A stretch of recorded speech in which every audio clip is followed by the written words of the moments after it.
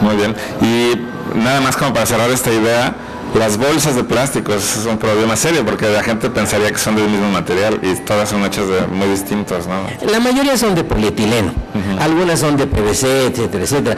Pero, insisto, nuevamente, yo creo que con que nos separen ellos lo que es material reciclable o industrializable del que no lo es y de los residuos peligrosos o de manejo especial, o sea, yo creo que tener esa clasificación que hemos propuesto nosotros dentro del proyecto BIRSMA, de tener, por ejemplo, una clasificación de 3 tipos de residuos, que serían los orgánicos, derivados de alimentos, ya sea de origen animal o de origen vegetal, podas de jardín, etcétera, o residuos de alguna industria alimenticia, y el segundo tipo de residuos serían los industrializables, porque mucha gente habla de los inorgánicos, pero meten en lo inorgánico el papel y el cartón, y esos derivan de la madera, entonces no son inorgánicos. Lo que sucede es que como son industrializables, pues se confunde. Yo por eso, para no entrar en esa confusión, los clasificaría como residuos industrializables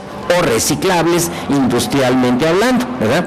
Y el tercero sería ese tipo de residuos que también los generamos en los hogares y que deben de ser de manejo especial porque tienen un riesgo a la salud, como por ejemplo pañales, toallas desechables, residuos de medicinas, de curaciones, recipientes que tenían productos químicos de limpieza que pueden ser también contaminantes. Todo eso, con esos 3 tipos de residuos que separáramos, ya ganaríamos un gran terreno al problema. Entonces usted en cierto modo difiere de estos criterios internacionales de separación en los que se ponen los diferentes, o sea, no es necesario dividir en 6 o 7 como hacen por ejemplo los alemanes.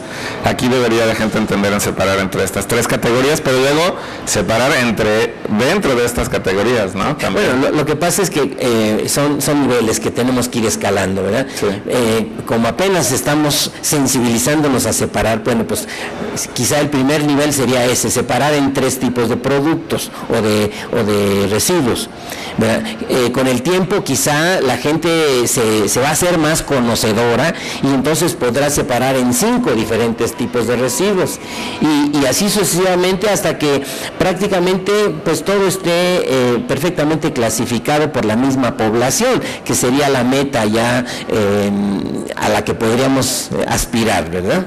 Bueno, y hablando de esto, podríamos aprovechar para que nos cuente sobre el proyecto BIRSMA, porque esa es una solución ya muy concreta a todo esto que hemos venido hablando. Pues nos hemos topado con muchas dificultades y las principales dificultades nos las ponen las instancias de gobierno, desgraciadamente.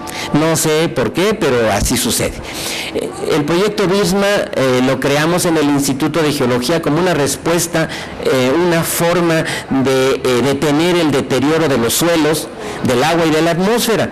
Y en geología, si algo hacemos es respetar estos elementos porque son la vida del planeta, ¿verdad?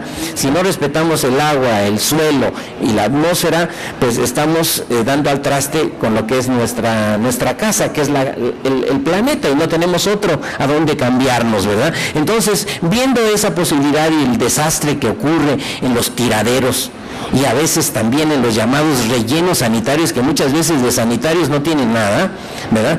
Y que de cualquier manera, aunque fueran muy tecnificados, de todas maneras están ocupando un terreno de manera temporal, que después ya no se puede usar casi para nada ese terreno. Entonces echamos a perder una tierra útil. Entonces la idea entonces fue proponerle a la última instancia de gobierno que tiene que tomar decisiones, que son los municipios, y decirles, mira, este sistema te va a salir más económico y aparte tú vas a estar contribuyendo a la conservación del ambiente y generar empleos a través del reciclaje, crear compostos para apoyar a los campesinos, aumentar la productividad de la tierra, etcétera, etcétera.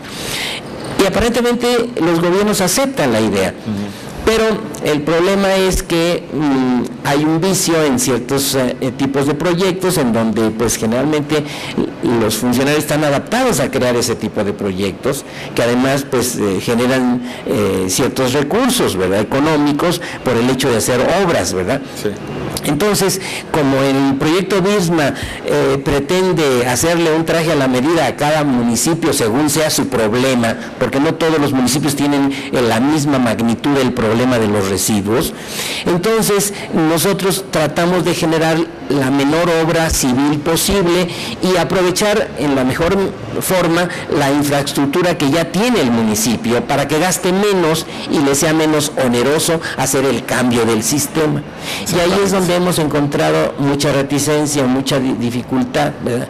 Y como desafortunadamente el periodo de gobierno de los municipios es de 3 años, que apenas en el primer año retoman realmente sus responsabilidades en el sentido de qué tienen que hacer como presidentes, y el resto pues se les va muchas veces sin tomar decisiones porque sienten que es demasiada responsabilidad, y entonces muchos municipios pasan en blanco y no toman decisiones.